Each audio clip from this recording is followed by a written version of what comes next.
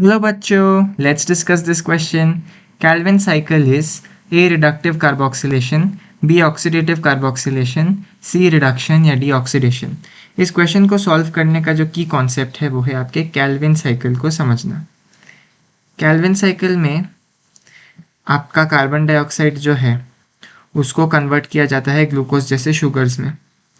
यदि आप देखें फोटोसिंथेसिस एज अ होल, यदि आप फोटोसिंथेसिस के पूरे प्रोसेस को देखें तो सबसे पहले हम इनके इनपुट और आउटपुट प्रोडक्ट्स की बात करते हैं।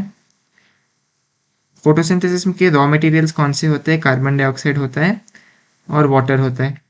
और आउटपुट क्या होता है? आउटपुट आपका ग्लूकोज होता है और आपका ऑक्सीजन होता है।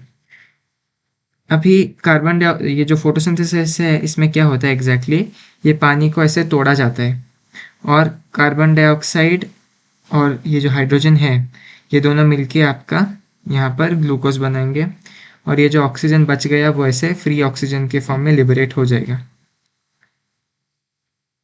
फ्री ऑक्सीजन के फॉर्म में यहाँ पर ऐसे लिबरेट हो जाएगा।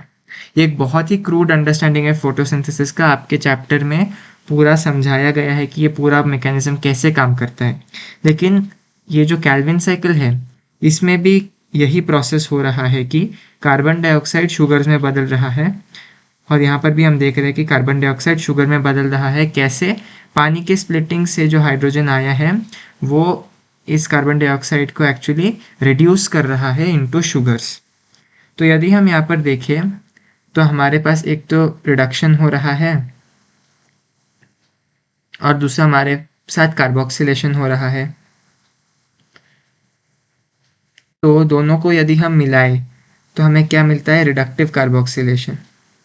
यहाँ पर हम क्यों कह रहे हैं कि कार्बन डाइऑक्साइड का रिडक्शन हो रहा है? क्योंकि आपको पता है कि यदि किसी प्रोसेस में किसी पर्टिकुलर कंपाउंड में हाइड्रोजन का एडिशन हो तो हम उसको क्या कहते हैं? रिडक्शन।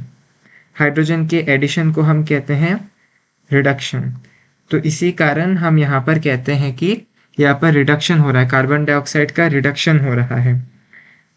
सिमिलरली जहाँ यहीं पर हम कार्बोक्सिलेशन कह रहे हैं क्योंकि यहाँ पर एक ग्रुप मौजूद हो रहा है कार्बन डाइऑक्साइड के यूज़ से।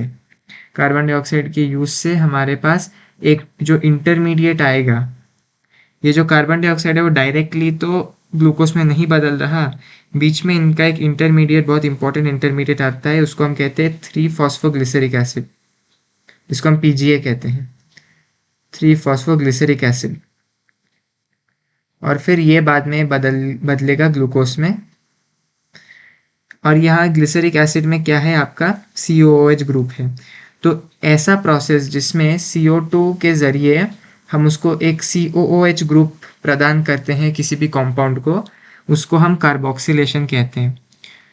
तो यहाँ पर जो कार्बन डाइऑक्साइड है वो बदलता है पहले 3-फॉस्फोग्लिसरिक एसिड में, जिसमें एक COOH ग्रुप है। तो इस प्रोसेस को हम सबसे पहले क्या कहेंगे? कार्बोक्सिलेशन। और फिर वो ग्लूकोज में बदलेगा जहाँ हाइड्रोजन की एडिशन होगी, तो वो हो गया आपका रिडक्शन। तो हम इसीलिए कहते हैं कि कैल्विन साइकिल जो है वो एक रिडक्टिव कार्बोक्सिलेशन प्रोसेस है। तो चलिए हम ऑप्शंस देख लेते हैं। पहला ऑप्शन कहता है रिडक्टिव कार्बोक्सिलेशन, ये ठीक है।